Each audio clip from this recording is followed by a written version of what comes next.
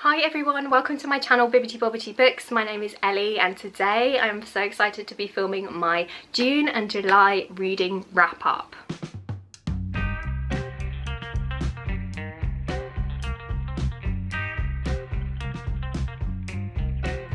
Okay, so I've got quite a few books to get through today, so I'm just going to jump straight in with the first book that I picked up in June, and that was Beneath the Sugar Sky by Shannon Maguire. So this is a fantasy novella and it's the third book in a series called the Wayward Children series, and I absolutely loved the first two books in this series, and so I had very high expectations for this third book, but unfortunately this one just fell a little bit flat for me, which to be fair is to be expected with a big fantasy series, especially one like this which is a portal fantasy, because each of the books in this series feels quite different because we're exploring different worlds in each book. So I'm not, you know, completely surprised that there was one that I didn't gel with quite so much. But yeah, if you haven't heard of this series before, it is a fantasy series and the whole premise is that there is this woman called Eleanor West who set up this school for wayward children. So it's kind of like a sanctuary or a safe place for children who have gone through portals. So they've gone down a rabbit hole, or they've found a secret door, or they've fallen down some stairs and they've ended up in a magical world, and then for one reason or another they've ended up coming back to the real world, and now they can't really adjust again. They no longer really fit in, and yeah, so there's this school which is a sanctuary for them. It's somewhere where they won't be judged, somewhere where they can safely wait to hopefully one day find their door that leads back to the place where they had their magical adventure. So it's a really cool premise. Now this book actually follows a new character called Renee who ends up falling from the sky, and she lands in the grounds of Eleanor West School, and she announces that she needs to save her mother who is tragically murdered at the school, and since then she has started to disappear. So it's kind of like Back to the Future, if you've seen that movie, where Marty starts to disappear because events from the past have changed. It's that kind of a feel. And so some of the children from Eleanor West School decide to go with Renee back to her homeland, which is this place called Confection, to try and save both Renee and her mother. Now Confection is essentially Candyland. Everything is made of sugar, everything is made of sweets. It's very much a childhood dream, and yeah, it's got that very sickly sweet feel, and it's also very whimsical and nonsensical. So if you like those kinds of things, then you may well really love this story. For me it was a little bit too sickly sweet, and I think what I was missing from this book was the darkness that I loved in the first two books, because what I really loved about the first two books in this series was the juxtaposition between the whimsical fairy tale type feel alongside the horror thriller elements. I just really loved that combination, and this one didn't feel quite as dark and twisted, which I kind of missed in a way. And there were also a lot of conveniences in this story. It wrapped up quite easily, I feel, and I didn't really connect with the main character of Renee. I found her a little bit childish, which might sound like a weird thing to say about her character because she is literally a child, so of course she's childish, but I think just compared to some of the other children in Eleanor West School who I really love, she felt much less kind of complex, and she felt a little bit more annoying, dare I say it. So yeah, I just didn't really gel with her as a character, and I wasn't really that invested in her plotline because she's a new character, so I didn't really know her. Yeah, so this was a bit of a blip for me. I by no means think this is a bad book. I think if I didn't love the first two books so much, then I probably wouldn't have felt so disappointed with this one. But, you know, it still has all of the whimsy and the fantastic writing that I've come to expect from Shannon Maguire's works. And yeah, if you're looking for something that's going to be quick and fun and light-hearted, then you might well love this one. I was then craving something very different, so I kind of went from one extreme to the other, and I decided to pick up Ninth House by Leigh Bardugo. Now this is a very dark and very adult fantasy, dark academia book, and I really enjoyed this one. But I'm gonna say right off the bat, definitely check out the content warnings for this one, because there is a lot of potentially triggering content in here. It is incredibly dark, it doesn't shy away from the adult themes, and so for that reason I definitely don't think this is going to be for everybody. But I really enjoyed it actually, and I thought it was very unique and very different to anything that I've read recently. So this is a modern fantasy and it takes place in the real world Yale. So our author Lee Bardugo actually went to Yale, so she's really weaved in a lot of real locations and a lot of real things from Yale into this story, which is really, really cool, because it means that there is a great crossover between kind of real world stuff and the fantasy elements. So for example, there is a lot of talk about secret societies in this book, and those secret societies do actually exist in Yale. So it means that the line between reality and fantasy is kind of blurred, and I really, really love that about this story. It was definitely very well researched and the world building was absolutely fantastic.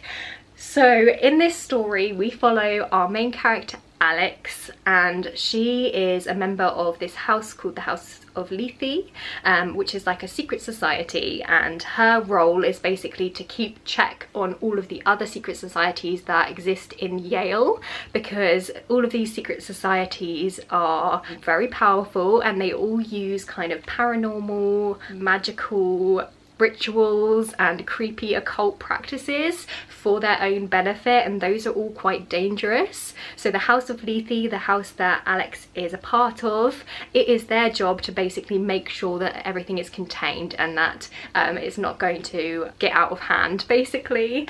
And our main character has some really unique gifts that are kind of paranormal in nature. I don't want to say too much because I don't want to give anything away, but it is really, really cool. There's a lot of very dark and interesting magic in this story, and at the heart of the story is also a mystery. So Alex gets kind of caught up in this murder investigation, so someone ends up getting killed on campus and she's trying to figure out what's happening, and she's also trying to figure out what happened to her mentor who actually went missing. So in the beginning of the book she was being trained up by this mentor type character and he went missing, and we're trying to figure out what happened, and it is so interesting. There's lots of twists and turns along the way. Honestly, this book went places that I really didn't expect. It was a lot darker than I was expecting going into it, but I thought that it was really, really well done. The main character Alex is also wonderfully flawed, and she really kind of edges between being a heroine and being a kind of anti-heroine, and I really liked that about her character. It made her feel quite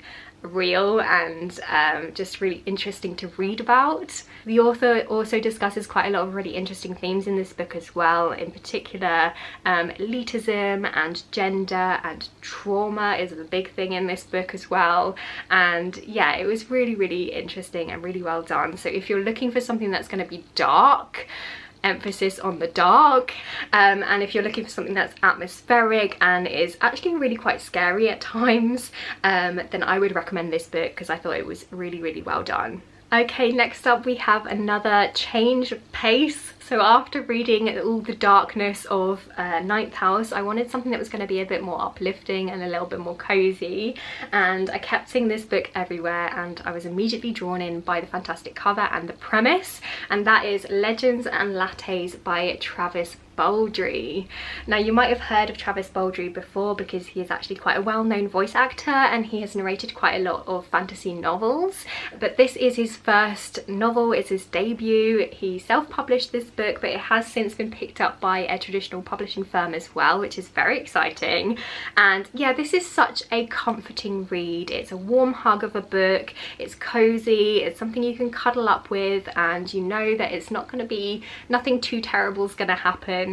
Yeah, so this book follows our main character Viv, who is an orc barbarian, but she is tired of her warrior life, and so she packs up her sword, she decides to retire and to make a new life for herself, and she decides to open a coffee shop. That's literally all this book is about, and honestly I don't need anything more than that. It's so cozy, it's slice of life. So we're literally just following Viv as she opens this coffee shop, she moves to this new town, she makes connections with her community. There's a really lovely found family, supportive, cozy feel to this book. There's some wonderful characters as well that she meets along the way and you will absolutely fall in love with. There's also a little bit of a romance as well, which is very sweet. There's a good LGBTQ+ representation in here, and it's not overly sexualized as well, which I appreciate in this story. Obviously, if you're looking for something that's going to be really high stakes with a world-shifting plot, then you're probably not going to get on with this one. But if you're looking for something that's just going to be an easy read that you can flick through and enjoy in a day, I would definitely recommend this one. Although I would also recommend getting yourself a cup of coffee and a snack before you read this one, because the descriptions of the coffee and the baked goods in this story were just so delectable, and your mouth will water and you will absolutely be craving all of the sweet things. So yeah, just be warned before you go into this one that you might want to grab yourself a snack. Okay, the next book that I picked up was actually a middle grade. So I picked up My Jasper June by Laurel Cinder. I actually picked this book up on a little bit of a whim because I was craving a middle grade story, and I hadn't heard many people talking about this one, but it was going for like £2 or something online, and I thought the premise sounded really really lovely, so I thought I'd give it a go, and I did enjoy this one. So this story follows our main character Leah, who has suffered a big tragedy in her family, and she is struggling very much with her feelings of grief and also of loneliness, because this book takes place during the summer holidays. It takes place all throughout the month of June, and all of Leah's friends have jetted off on vacation, and she doesn't really feel like she can connect with her friends anymore after everything that her family has been through. And her parents have to work during the day, so she spends a lot of time on her own, and the story takes off when she decides to leave the house to get a bit of fresh air. She goes on a walk and she ends up bumping into this girl called Jasper, and they spark up this really unlikely friendship, and they really connect because both of these two girls are going through some really difficult things, and they have a really lovely summer together. It's very magical, but they do eventually realize that they can't really run away and escape from their issues forever. And yeah, there's a big focus in here on the importance of friendship and the healing power of friendship, but also on love and family, but also on the resilience of children as well. I thought this had some really lovely moments in it. It's perfect for the summer as well because there's a lot of time that these two girls spend outside. Yeah, my only criticisms for this one would be that it did feel a little bit convenient at the end, but it is a middle grade story, so I can kind of forgive it for that. But I also thought it was a bit of a shame that social services was painted in such a negative light in this book. It just would have been nice to see that talked about more positively, but those are my only gripes really. So yeah, if you think this one sounds interesting, if you're craving a nice middle grade you can get through quickly that deals with some you know, deeper, heavier themes, then maybe give this one a try. The next book that I picked up was Chilling Effect by Valerie Valdez. So this is a science fiction. It's the first in an adult sci-fi series, and I had really high hopes for this one. I was really drawn in by the cover and the premise because it says on the back that it was going to be a fun space opera, and it also said that it involves psychic cats. So I was immediately drawn in by the premise of there being these psychic cats, but unfortunately this one was a little bit of a miss for me, which is a bit of a shame. So this story follows Captain Eva and her crew who work on this ship that delivers packages across the galaxy, and it starts off with Eva trying to round up these psychic cats which have somehow broken loose from their container, and just when she thought her day couldn't get any worse, she receives news that her sister has actually been taken captive by this crime syndicate known as the Fridge. And so Eva has to end up working in secret with the Fridge, with the crime gang, to make sure that her sister is safe, basically. And the story takes off from there. Honestly, I thought that I was gonna love this one. I was expecting a ragtag crew led by an offbeat captain with psychic psychic cats causing mayhem. I thought it was going to be really fun and kooky, and yes, it was kooky, but unfortunately I didn't care for the majority of the characters in here. The captain was a little bit obnoxious. She was very gung-ho, but in a kind of annoying way, and she was also quite selfish, and I didn't really believe any of the relationships between the crew, and the plot also just felt a little bit all over the place. The psychic cats didn't play any part really in the plot, so yeah, I was just a little bit disappointed with this one. It just wasn't for me. There were definitely some themes and some things that I did like about this story. I loved all the nods and the parallels to the video game Mass Effect, because I do really enjoy that game. I also liked some of the aliens in here, and also some of the worlds that we visited were quite interesting, but yeah, I just felt like we didn't have enough time to appreciate some of these things because we were flitting from one thing to another, and it just felt a little bit too fast-paced and disjointed for my personal taste. But yeah, if you're looking for a kooky, fun, light science fiction, then maybe give this one a go. You might enjoy it more than me. Okay, next up we have a book that I am so excited to talk about. So this is The Kingdom of Copper by S.A. Chakraborty. This is the second book in the Daevabad trilogy, which is an adult high fantasy series, and I buddy read this one with the lovely Gemma from the channel Gem of Books, and I had such a blast reading it with her as well, because there are so many exciting moments in this story. It was really fun to have someone to just like chat to and just be like, oh my goodness, this just happened. If you haven't heard of this series before, this is a series that takes place in 18th century Cairo, or it starts off there anyway. In the first book we follow our main character Nahri, who is a con artist working on the streets of Cairo, and she seems to have this affinity for medicine. She's got a very keen interest in medicine. She wants to go and learn to be a doctor, and she kind of uses her affinity for healing to swindle people on the streets a little bit. She has this knack for detecting people's ailments, and she uses that very much to her advantage. And the story basically kicks off when Nahri decides to do this ritual, and she decides to speak in her native tongue, which is a language that she doesn't normally speak, and in doing so she accidentally summons this Jinn warrior, and the two of them basically end up on the run together. So the Jinn warrior basically tells Nahri that he thinks that she probably isn't originally from Cairo, and he encourages her to flee with him to Daevabad, which is this magical city or place where the Jinn live. And so they go together to Daevabad, which is also known as the City of Brass, and the rest of the book takes place within that magical city. And we get two different perspectives in the first book. We get Nahri, and we also get the perspective of Prince Ali, who is second in line to the throne in the City of Brass, and it is just so good. The world building is fantastic. This second book really ramps up in terms of the political tension, and the stakes felt a lot higher, and honestly this second book really elevated this series for me, because while I did really enjoy the first book and I thought it was really atmospheric and I loved the setting, it wasn't like an absolute favourite of mine, whereas this second book has really pushed it up, and I really enjoyed this second one.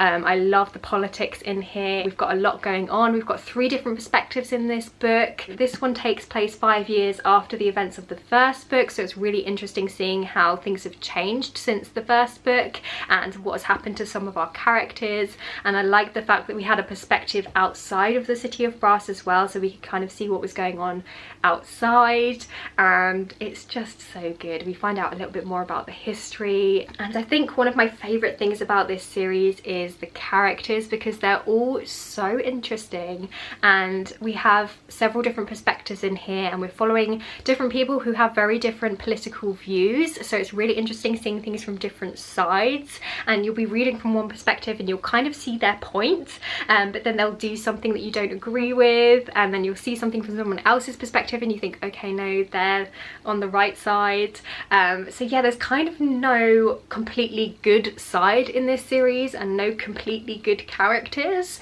and I absolutely love that about this series. I love the fact that we've got characters that you grow to love, but then they do bad things or things that you don't agree with. There's a lot of grey areas within the characters in here, and that just made them feel more real and more human in a way. And yeah, I couldn't recommend this series enough, especially this second book. Really enjoyed it. The climax was intense and fantastic, and yeah, I'm just so excited to see where this series goes from here after the events of this third book. In fact, I was so excited to find out what happens next. I did end up picking up the third and final book in this series, so I jumped straight into the Empire of Gold, and I'm already up to page 146. I'm absolutely flying through this one because I just love this world and characters so much. So yeah, really love this series. Definitely recommend it if you think that it sounds interesting. So yeah, those were kind of all of the books that I finished in June and July. I did also start The Bone Orchard by Sarah Muller, but I was reading this at the same time as Kingdom of Copper, and I've got to be honest, I definitely prioritise this one over this one. This story, I've read most of it actually. I think I've read about 2/3 of this one, and it is very unique. So this is a adult kind of dark fantasy story, and in this story we follow our main character Charm, who runs this brothel. She is also the concubine of the emperor, and the story starts off when the emperor is on his deathbed, and he calls Charm to his side and he tells her that he thinks one of his sons poisoned him, and he basically sets Charm the task of finding out who did it, because he doesn't want them to take over the throne. So we've got a mystery at the heart of this story. But what's really interesting about this book and this world is that there is also kind of necromancy elements going on here, because we find out that Charm and also the girls who work in this brothel, they are actually what is known as bone ghosts. So their bodies have been created from bones that grow in a bone orchard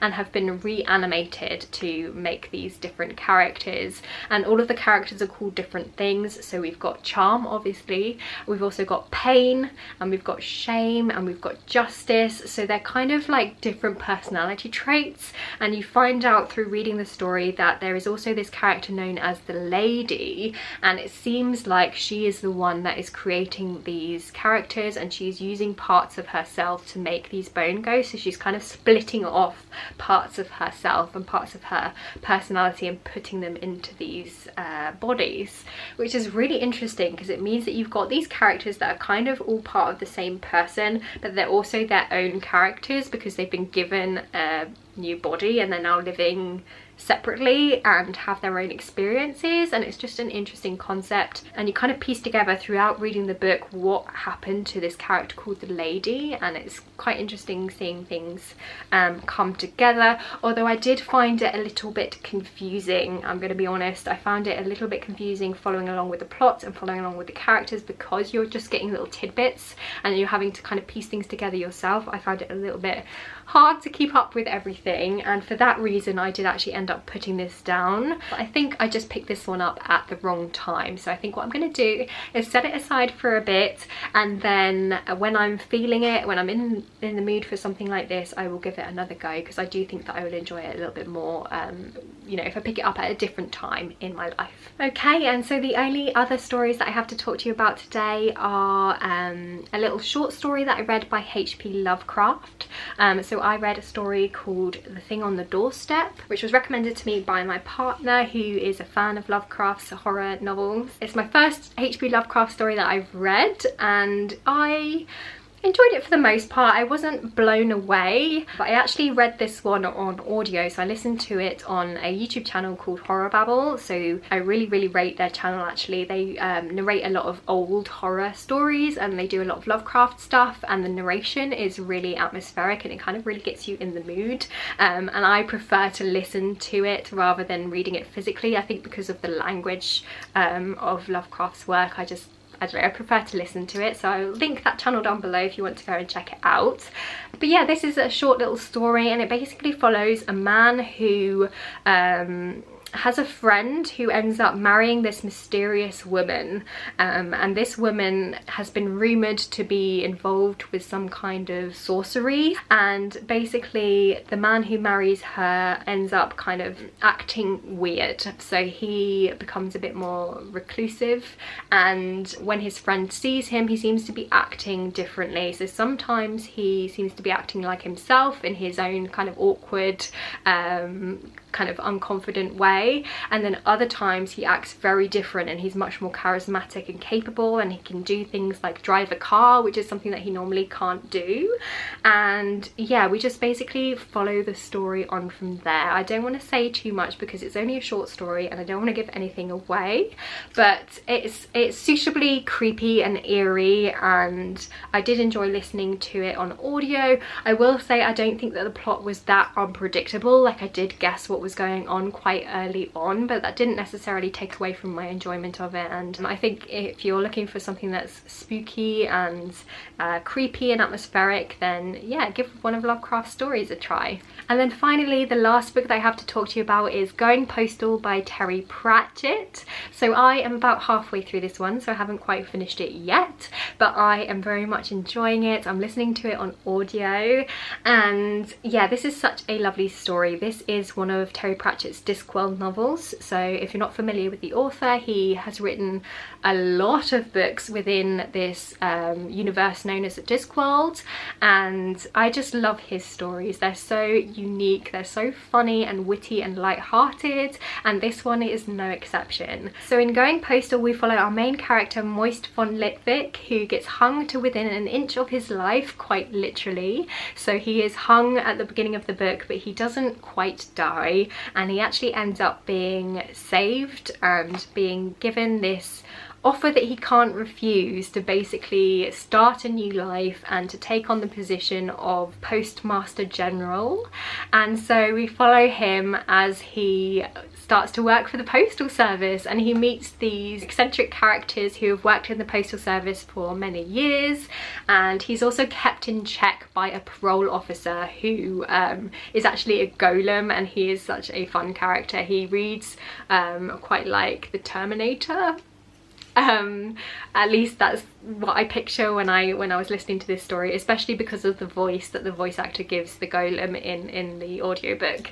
Yeah, there's such fun characters, and basically throughout the story you find out that there seems to be some kind of conspiracy going on within the Postal Service, and yeah, it has the feel that I've come to expect from Terry Pratchett's books. They feel quite comforting to me in a way, I think, because they all have quite a similar tone. They all have quite a similar sense of humour. There's quite a lot of satire in there. I would describe it as quite a British sense of humour, and he always has such fantastic characters, and the stories are always so fun, and they're just the perfect ones to put on if you're wanting something that's going to be a little bit silly and you don't want anything that's too heavy.